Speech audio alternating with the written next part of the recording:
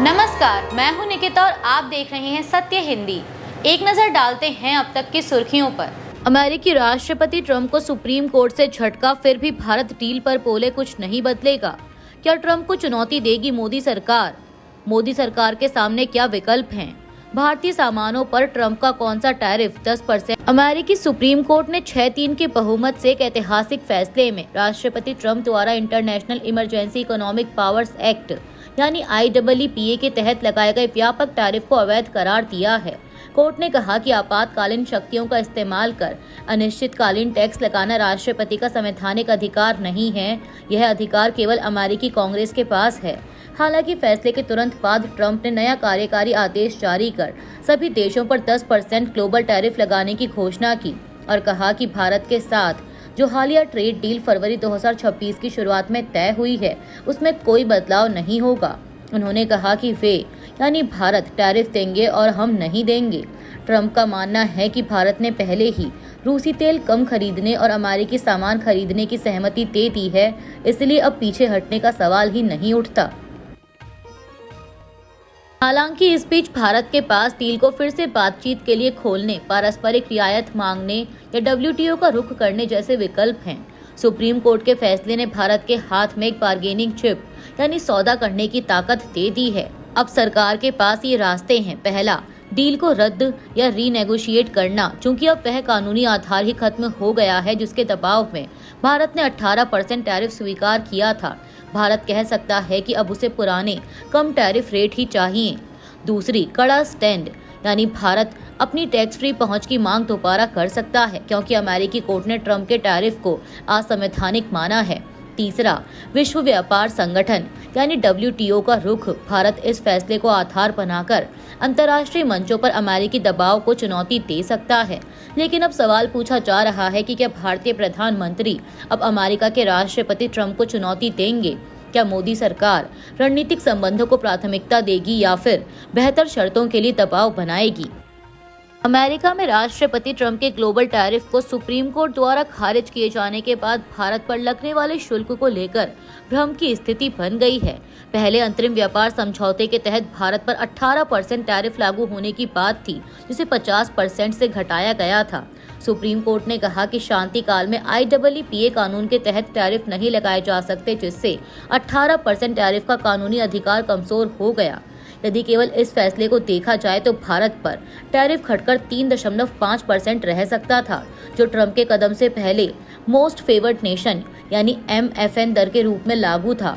लेकिन ट्रंप प्रशासन ने तुरंत पलटवार किया।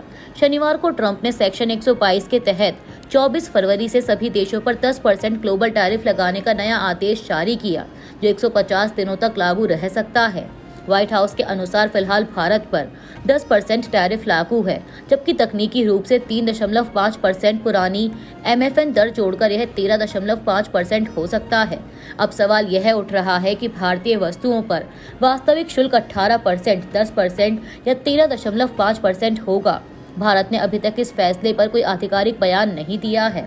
हालांकि कुछ सेक्टर जैसे स्टील 50% और ऑटो पार्ट्स 25% पर ऊंचे टैरिफ जारी रहेंगे।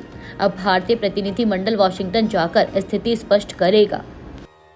अमेरिकी सुप्रीम कोर्ट द्वारा राष्ट्रपति ट्रंप के टैरिफ को 6-3 के फैसले से अवैध ठहराने के बाद भारत में राजनीतिक हलचल तेज हो गई है। विपक्ष ने मोदी सरकार पर सवाल उठाए हैं। राहुल गांधी ने आरोप लगाया कि प्रधानमंत्री पहले ही समझौता कर चुके हैं। राहुल ने एक्स पर लिखा कि प्रधानमंत्री समझौता कर चुके हैं, उनका विश्वासघात अब उजागर हो चुका है।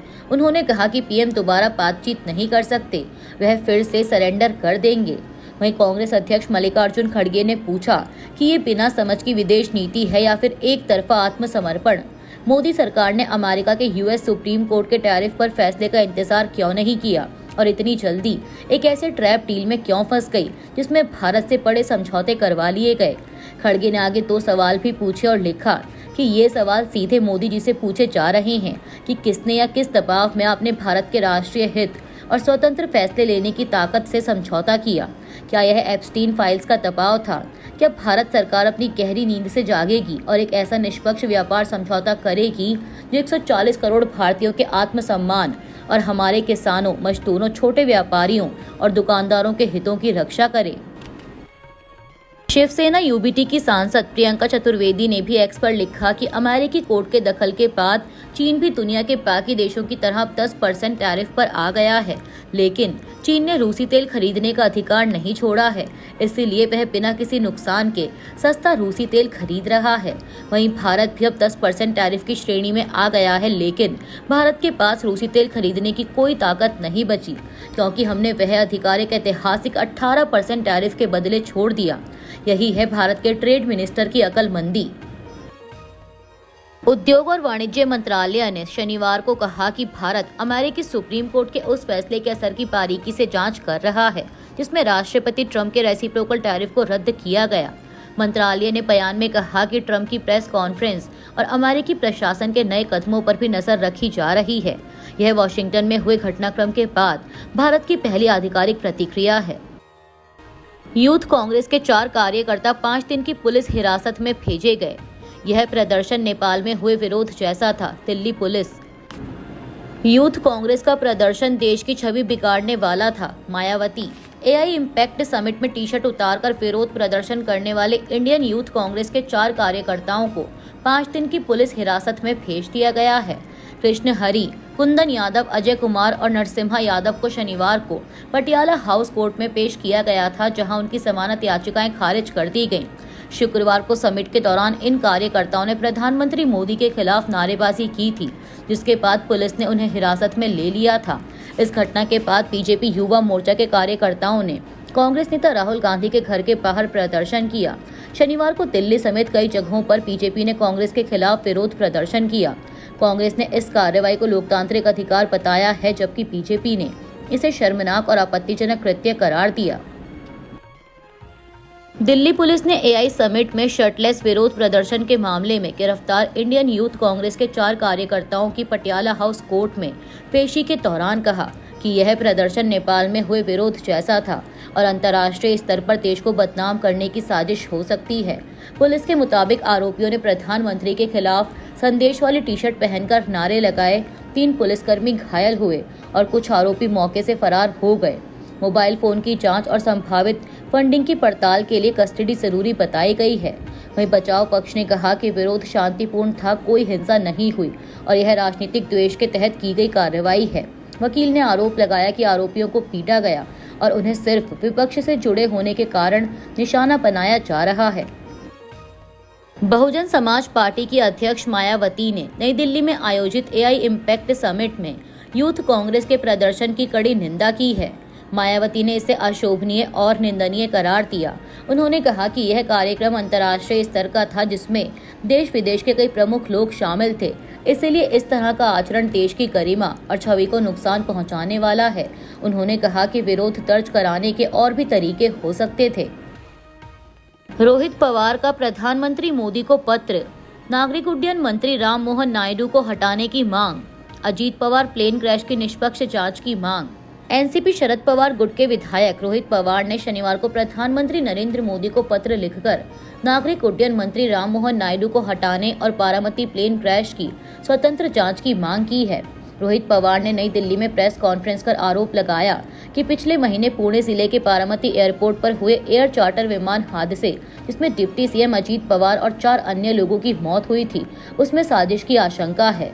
उन्होंने दावा किया कि एयर चार्टर कंपनी वीएसआर के राजनीतिक संबंधों की निष्पक्ष जांच होनी चाहिए। पत्र की कॉपी गृह मंत्री अमित शाह को भी भेजी गई।